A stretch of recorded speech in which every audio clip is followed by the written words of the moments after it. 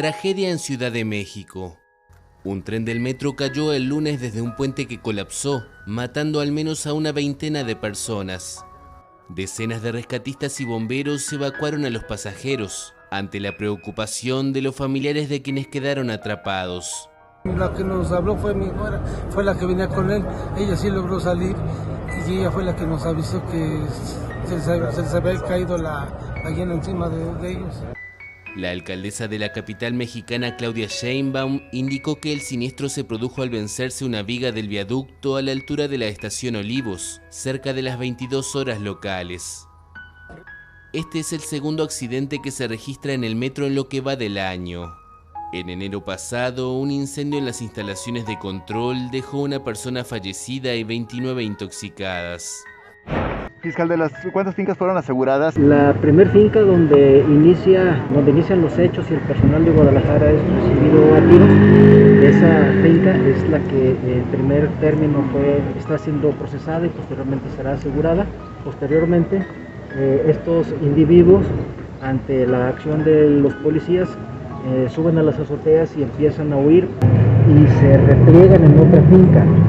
Entonces esta es una segunda finca en donde fueron localizados estos sujetos, buena parte de armamento. Entonces sería la segunda finca que se está procesando. La finca contigua, que está prácticamente en ruinas, muy abandonada, también es revisada y se encuentran ahí otras 4 personas. Entonces estaríamos hablando que se van a procesar 3 fincas. Hay más de 30 personas a disposición del Ministerio Público. Tentativamente debe de haber más o menos unas 5 o 6 personas liberadas. Hay 2 personas fallecidas en vía pública, aquí a una cuadra y fracción de este punto. Y aparte hay otra persona que falleció y que se encuentra en el interior de la finca. Siguen resonando los ecos del paro nacional del miércoles en Colombia. El viernes miles de personas marcharon de nuevo por todo el país, especialmente en Cali, en donde el miércoles se registraron graves altercados y saqueos. Pese a ello, la gran mayoría se manifestó de manera pacífica, si bien se volvieron a registrar altercados con ejército y policía. Algunas organizaciones de derechos humanos denuncian que al menos 7 personas fallecieron en Cali por disparos de las fuerzas de seguridad.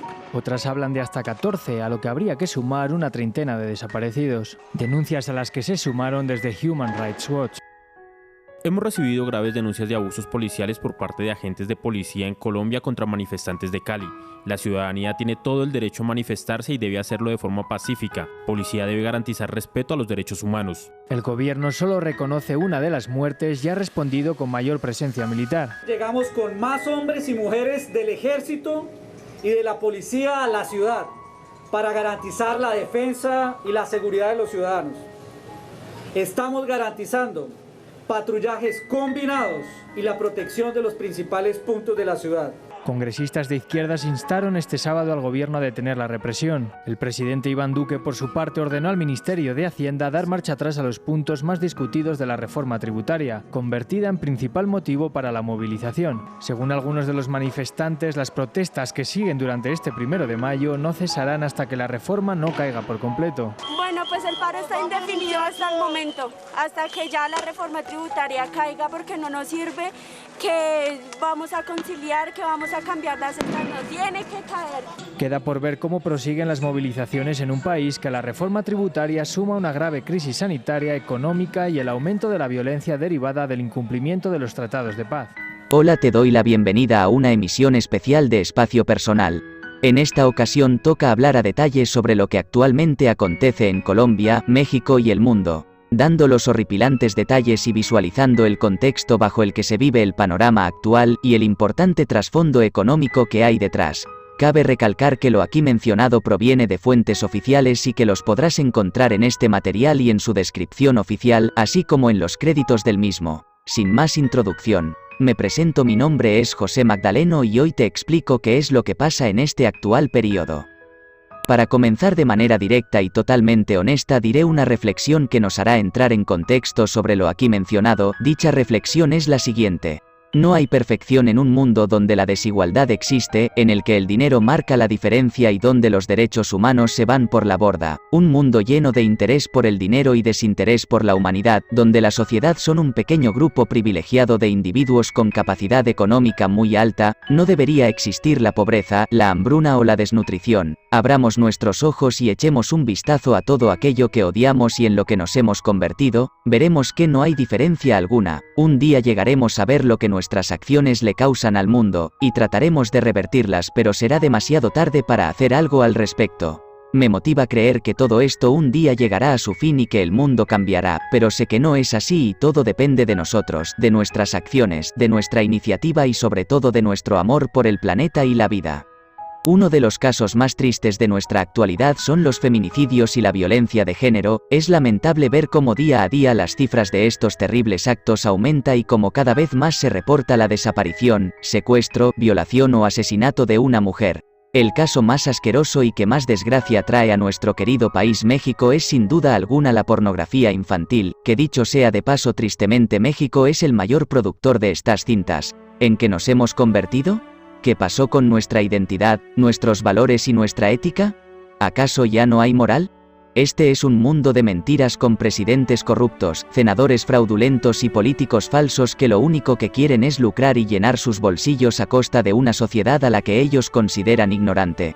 Existen muchas evidencias que te serán mencionadas a continuación, con las cuales tú y yo nos podemos dar cuenta de lo que realmente pasa en México y el mundo. Uno de los titulares periodísticos más tristes que he leído es el siguiente.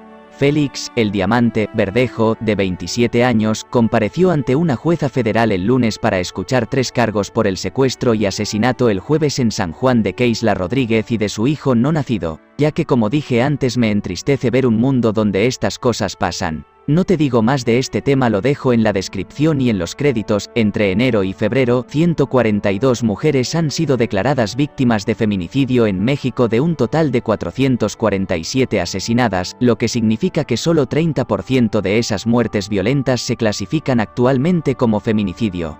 No nos cuadran las cifras. Hay muchas deficiencias y errores periciales en las investigaciones, señalaba María de la Luz Estrada, directora del Observatorio Ciudadano Nacional del Feminicidio.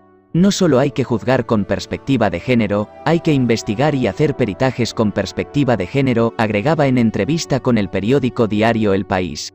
En los 3 últimos años, el delito de feminicidio ha aumentado en el país un 8,5%.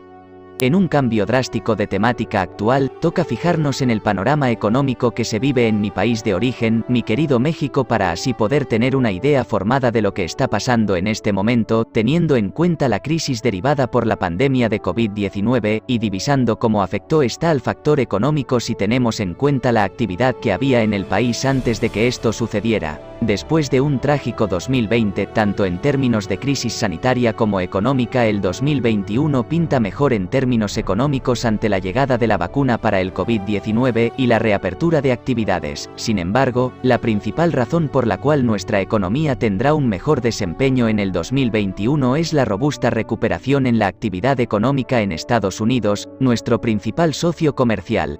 A diferencia de México, las autoridades económicas han actuado de manera ágil y decisiva para implementar medidas de apoyo a la economía.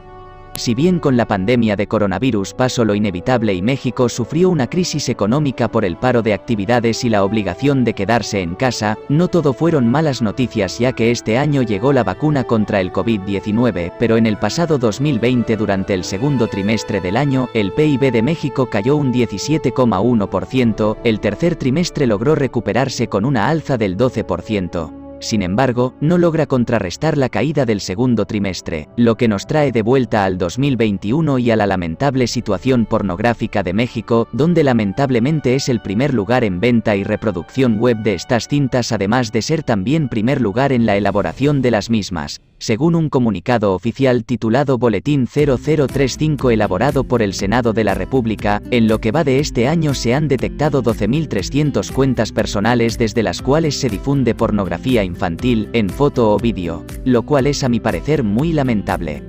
México produce 60% de pornografía infantil. Se estima que 270.000 niños y adolescentes son víctimas de la exposición de sus cuerpos y otros abusos sexuales en el país. Además de ser el principal productor, México aumentó el consumo de pornografía de menores de 18 años en un 73%. La Unidad de Inteligencia Financiera aseguró durante 2020 más de 250 millones de pesos producto de trata de personas. Acapulco, Puerto Vallarta, Cancún, Tijuana, Ciudad Juárez y Chapala son algunos de los paraísos de pornógrafos y pederastas.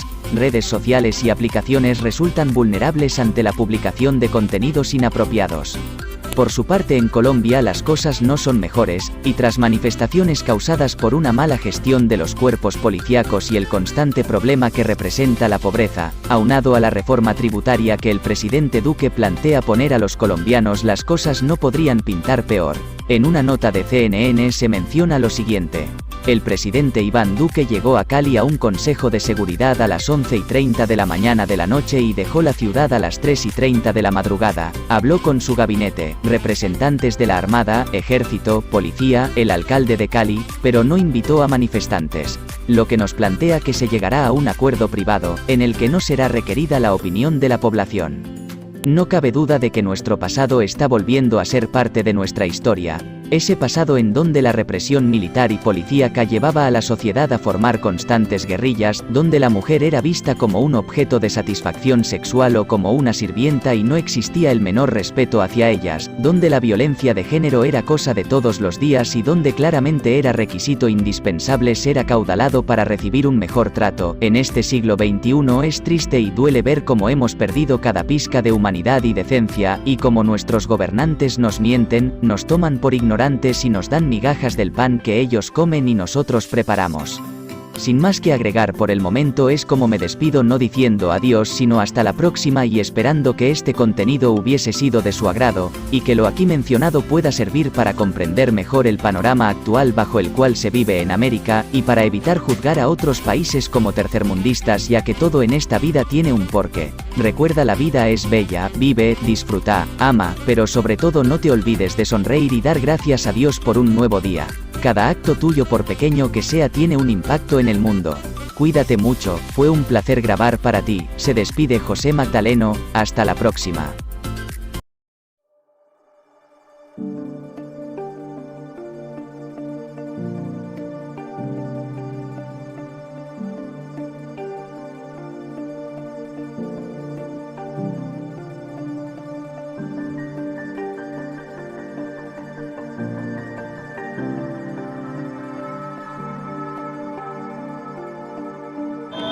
En Colombia la reforma tributaria estará hundida, pero no el reclamo social.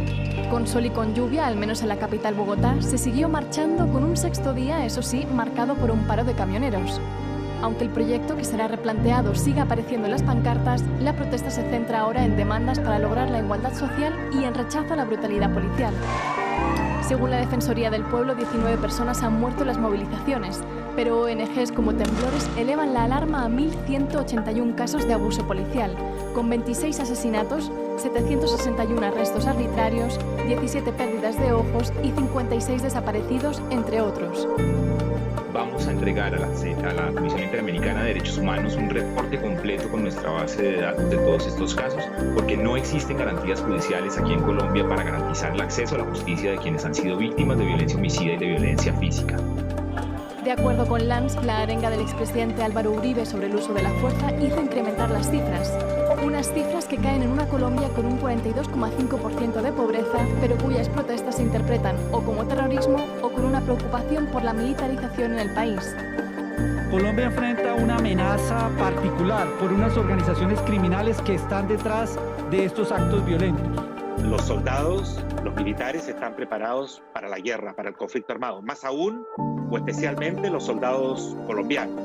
Creo que es una irresponsabilidad del gobierno usar a soldados en contextos urbanos de control de orden público. El gobierno del presidente Iván Duque asegura estar investigando las muertes, pero la ira sobre su gestión, también de las protestas, no tiene marcha atrás.